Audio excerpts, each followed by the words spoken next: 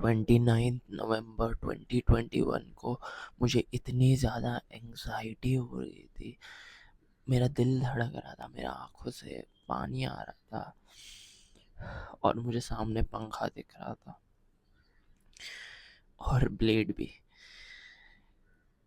मेरा कोई होप नहीं था जीने का, लिटरली ज़ीरो होप। मेरे आंखों से इतना ज़्यादा पानी आ रहा था, मेरी एंग्जाइटी इतनी ज़्यादा हाई थी, मैं ज़मीन पे लेट के रो रहा था कि पता नहीं मेरा क्या होगा, मैं कुछ नहीं कर पाऊँगा, सब मुझे हेट करते हैं, कोई मुझसे प्यार नहीं करता, मैं चला भी जाऊँगा तो किसी को फ़र्क नहीं पड़ेगा। हर दिन मुझे नेगेटिव थॉट्स आते थे, जैसे ही मैं उठता था मैं रोना चालू करता था, मुझे उठने का मन ही नहीं करता था। पॉर्न देखता था मैं रात भर, वीडियो गेम्स खेलता था, जंक फूड, डिप्रेस्ड गाने, मैंने हर एक चीज़ ट्राई की ताकि मैं ये पेन रोक सकूं, ताकि मैं इस पेन से डिस्ट्रैक्ट हो सकूं।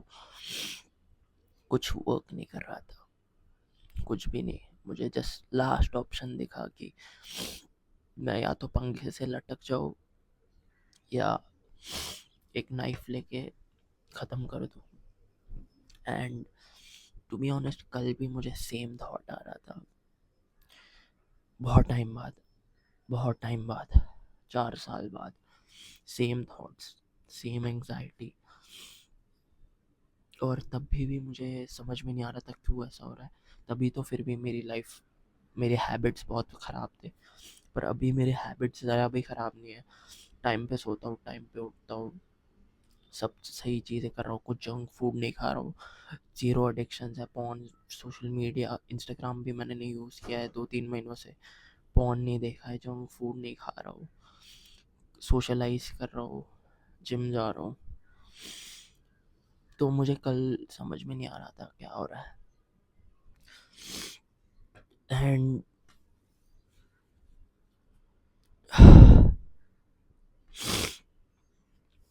मैंने लास्ट टाइम जब मुझे ऐसा हो रहा था, मैंने एक बुक रीड की थी जिससे बहुत हद तक प्रॉब्लम सॉल्व हो गई थी, और वो बुक थी man search for meaning. And उसमें कुछ प्रैक्टिकल नहीं है कि ये करो ये करो, ये कुछ उसमें प्रैक्टिकल नहीं है, पर उसमें होप था, होप कि मैं कुछ कर लूँगा।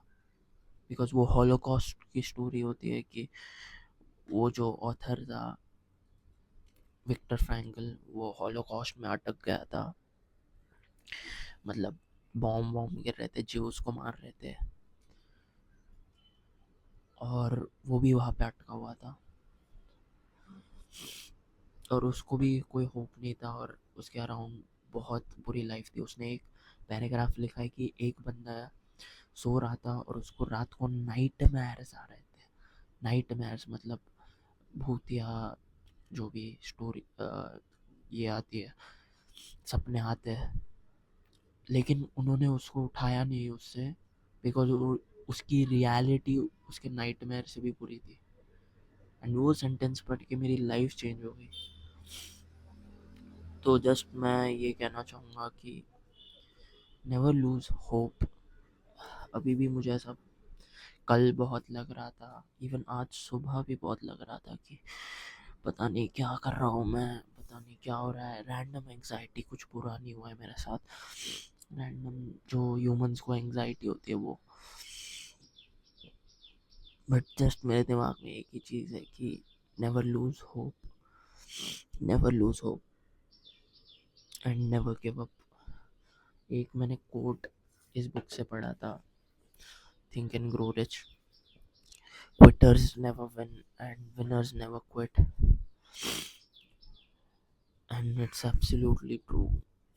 समटाइम्स नहीं समझ में आता कि क्या चल रहा है लाइफ में, क्या होगा, क्यों हो रहा है।